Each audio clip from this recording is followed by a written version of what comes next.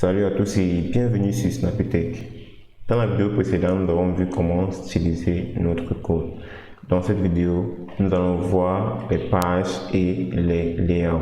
Si vous n'avez pas vu les précédentes vidéos, je vous invite à le faire avant de revenir sur cette dernière et surtout de vous abonner pour ne pas manquer nos prochaines vidéos.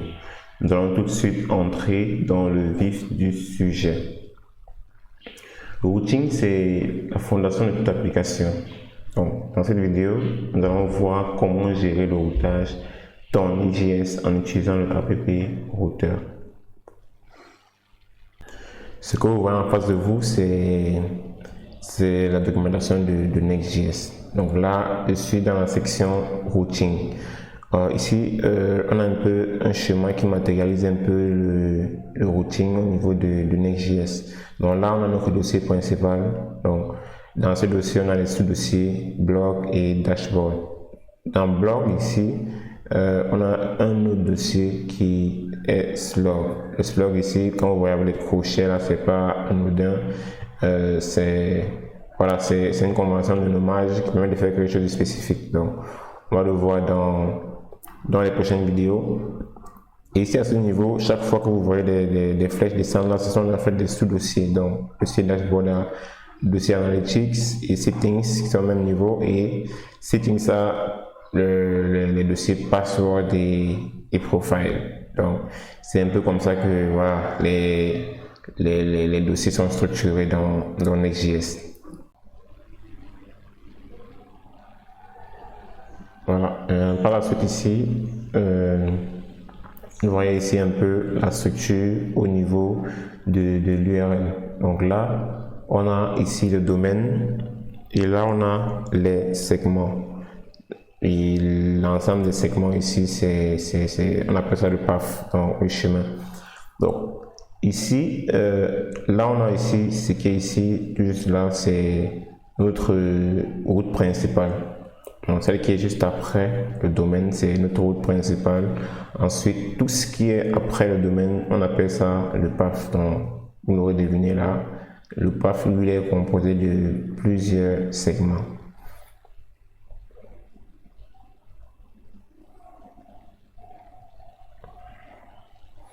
Voilà, donc ici, pour aller plus loin, on va un peu essayer de matérialiser comment on fait le lien entre les dossiers qui sont dans notre arborescence de fichiers et comment ces dossiers sont matérialisés au niveau de l'URL.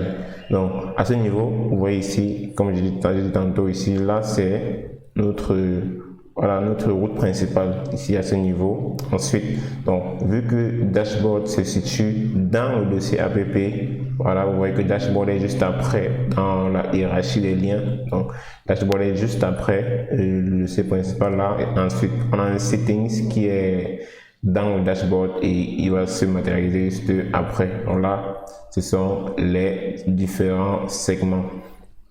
Et les nested routes, en fait, ici, c'est les routes imbriquées. Donc, c'est exactement ce qu'on a fait ici, les routes imbriquées. C'est-à-dire, ici, à l'intérieur app, on a une route dashboard et à l'intérieur du dashboard, on a une route settings. Donc, ce qui fait que on a un peu imbriqué les différentes routes et le routage se fait de manière vraiment dynamique au niveau de Next.js.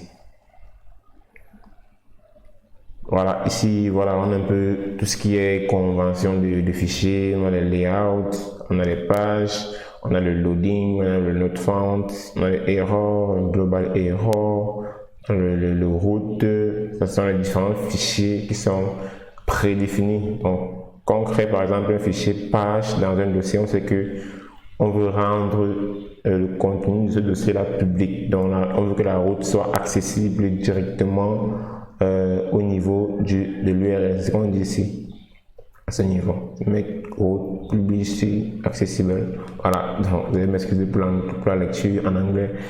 Ok, donc là on a le template, on a le default page. Donc, trêve de bavardage là, on va aller dans le code pour voir ça un peu par la pratique. Voilà, là on va reprendre le code de la dernière fois et on va essayer de pratiquer un peu ce qu'on vient de voir en fait dans la doc. Donc à ce niveau, je vais créer une nouvelle page about. Bon, je vais créer un dossier juste à ce niveau-là. Dossier about. Et à l'intérieur de ce dossier, je vais créer un fichier page. On a vu que le fichier page, en fait, lui, va nous permettre de rendre notre code accessible publiquement, donc au niveau de l'URL. Donc, on va créer ici une page. Ok. Je veux qu'il me génère quelque chose de correct là. Ok. Donc là, voilà, c'est plutôt correct. Donc là, on va appeler ici about.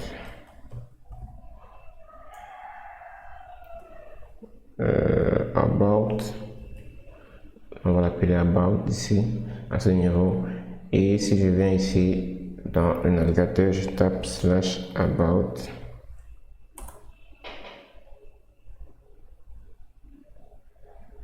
Voilà, vous voyez qu'il m'affiche notre about ici. Donc, vous voyez que j'ai juste eu à créer mon dossier et je l'ai mis un page à l'intérieur, un fichier page à l'intérieur pour dire ok, je veux que ce dossier soit accessible comme une route au niveau de mon URL et il a fait automatiquement pour moi. On va créer un nouveau dossier. Une nouvelle route là, on va créer la route, disons contact par exemple. Donc à ce dossier, à l'intérieur ici on ne met rien pour le moment et on essaye d'accéder à contact tantôt.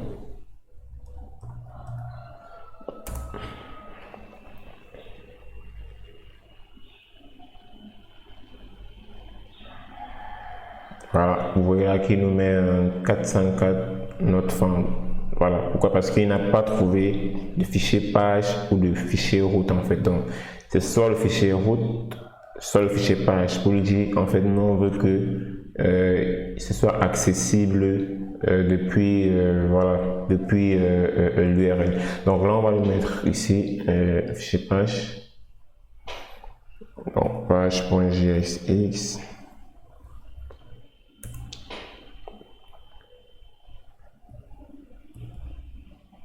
Non. Ici comme ça. Donc là ici je vais mettre contact.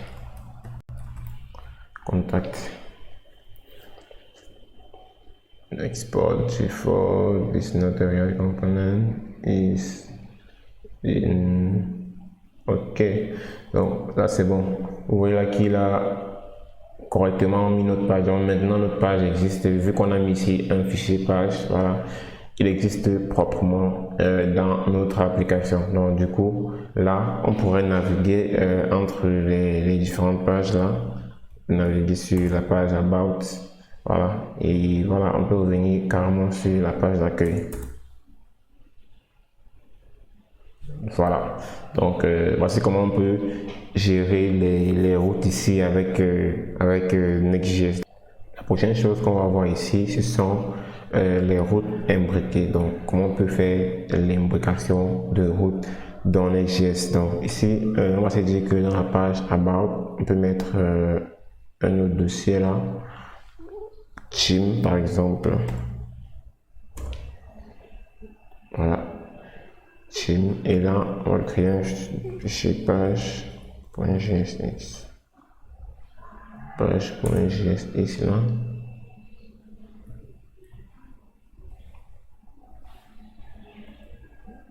Ok, et là on va le mettre ici team. Voilà, là je peux accéder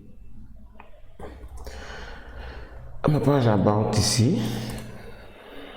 Voilà, j'ai bien About et puis je peux accéder à la page Team.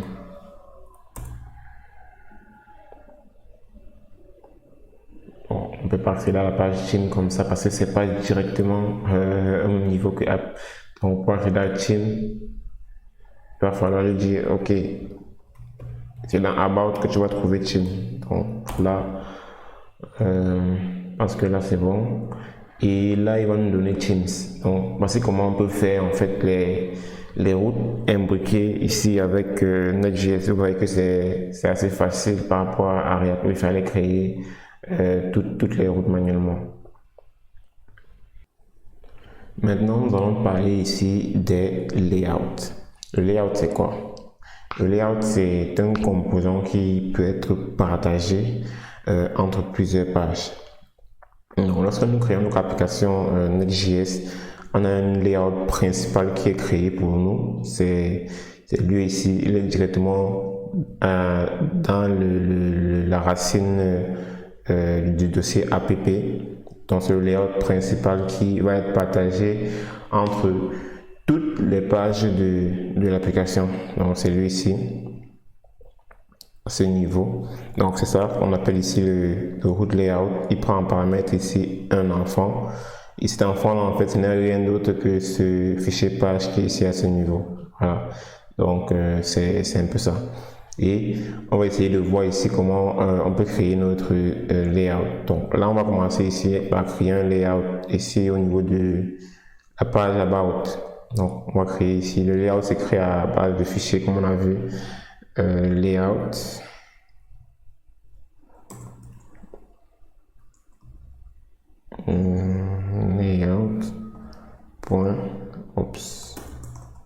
Layout.jsx. Voilà, layout.jsx là.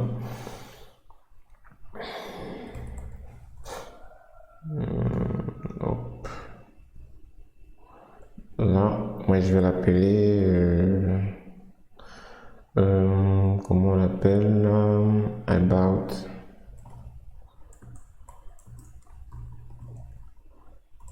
about layout. Voilà, on peut l'appeler about layout. Voilà, on l'appelle about layout ici. Vous voyez que dans la page about là,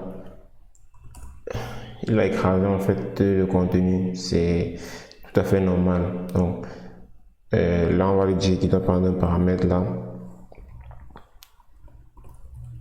un enfant, donc le children. Et à ce niveau, on va créer une section. On va créer une section là. Hop, ça, on met là. About layout ici et ensuite après on peut mettre un H2 par là. Voilà, on peut mettre ça et on met notre voilà, je pense que c'est bon, hein. On peut mettre notre children ici. Donc, notre enfant, on va le mettre ici, children. Et on peut dire ici que le children là, on peut mettre un class name. Margin top ici 4, 5. Voilà. Donc vous voyez là que au sein de About en fait, on a un layout donc qui va être partagé avec toutes les pages qui sont au même niveau, donc comme ces pages-ci, et les niveaux inférieurs comme dans Teams page par exemple. Si je veux Teams par exemple ici, Teams, là vous voyez qu'il va partager ce même About layout ici. Voilà, vous voyez que Teams partage le même About layout que About, donc ça va permettre comme ça de faire voilà, beaucoup de choses. Par exemple la barre de navigation. Mais par contre, au niveau de la page d'accueil ici, bah, on va voir qu'il ne sera plus présent. Voilà. Donc, ce qu'on peut faire, c'est essayer de faire une petite barre de navigation. Donc, on va arriver sur le layout principal là. On va essayer de faire une petite barre de navigation là. Ok. Dans notre body là. Ok. Rapidement. Rapidement. Ok. notre body, on peut mettre notre header comme ça, ensuite notre nav. Notre nav, UL, LI, à l'intérieur on peut mettre notre link. Link ici, bon, hop.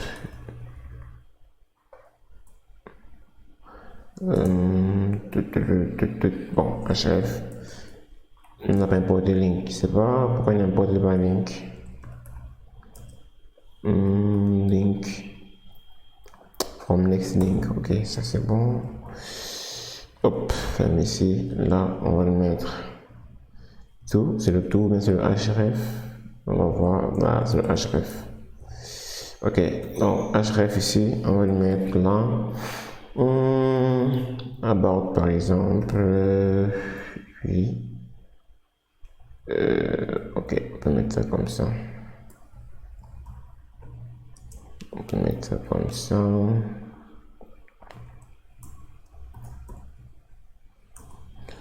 Là, ok.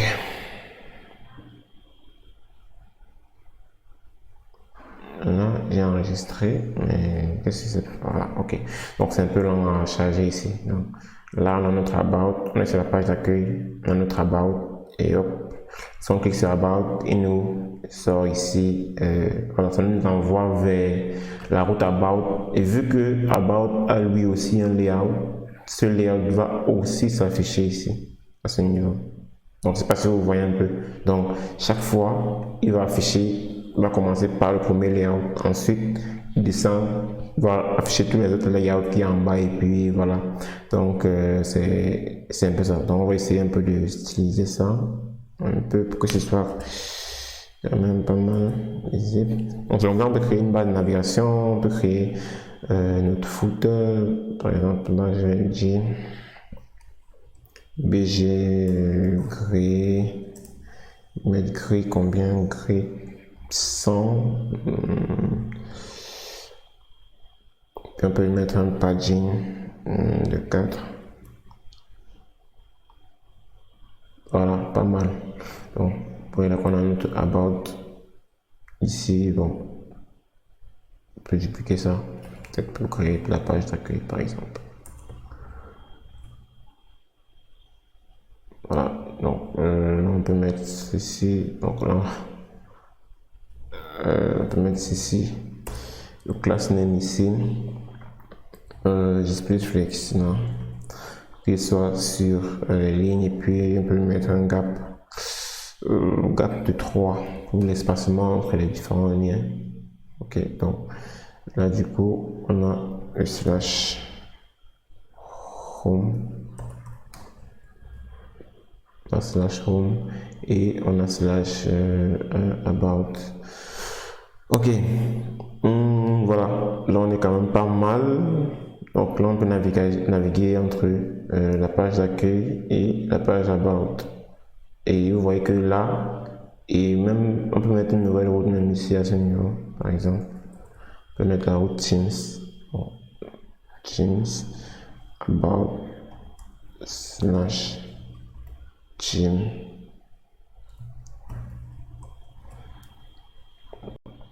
Voilà, donc, vous voyez que on a la route Teams qui est là, qui contient aussi ce layout. Voilà, on peut revenir ici sur la page d'accueil. Voilà, on peut partir sur About, qui a ce About layout, vu qu'il est dans la même arborescence. Et ici, on a Teams. Donc, voilà comment on peut gérer c'est un petit système de routage, bien que c'est encore très basique, donc basique en termes d'interface utilisateur, mais c'est déjà ça en fait la fonctionnalité. C'est comme ça qu'on peut gérer en fait le routage avec les layouts.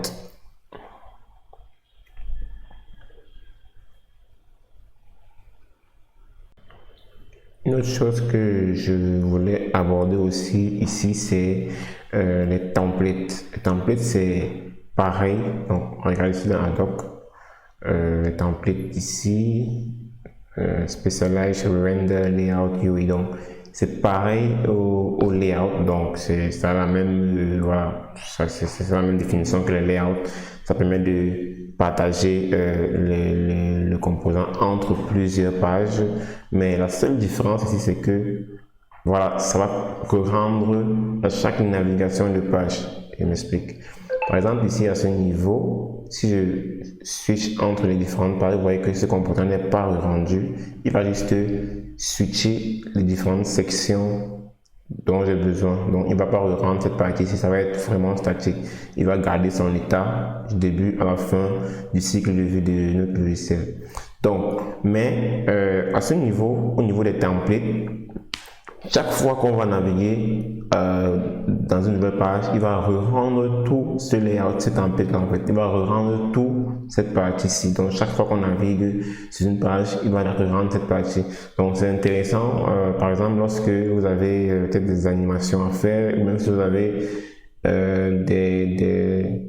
avez besoin des layouts qui sont customisables en fonction des événements de l'utilisateur. Donc, si vous avez peut-être utilisé le use effect, les states, donc pour changer le comportement d'un template, voilà, c'est là que ça devient intéressant. Mais si vous avez le choix et que vous n'avez pas vraiment besoin de ces changements-là, c'est bien préférable d'utiliser ici les layouts. Pourquoi? Parce que c'est bien plus performant et voilà, c'est un peu ça. Voilà, nous arrivons ici au thème de notre vidéo où on a vu les concepts de page et de layout. Donc, ne vous inquiétez pas, dans les vidéos suivantes, on va essayer de parcourir les différents fichiers, on va dire. Donc, que ce soit le login pour le suspense, notre found, error, les global error, les routes pour gérer les API. Voilà, tout ça, on va essayer de revoir ça dans les prochaines vidéos. Donc, dans la prochaine vidéo ici, on va voir comment on peut naviguer de manière plus fun entre nos différentes pages. Peut-être, lorsqu'on clique sur un lien, par exemple, on veut que ce lien-là soit le lien actif. Donc, on va essayer de voir ça dans la prochaine vidéo. Donc, si vous avez aimé la vidéo, merci de laisser un pouce bleu et de vous abonner à la chaîne et d'activer les cloches de notification pour ne pas manquer les prochaines vidéos de cette playlist. Merci.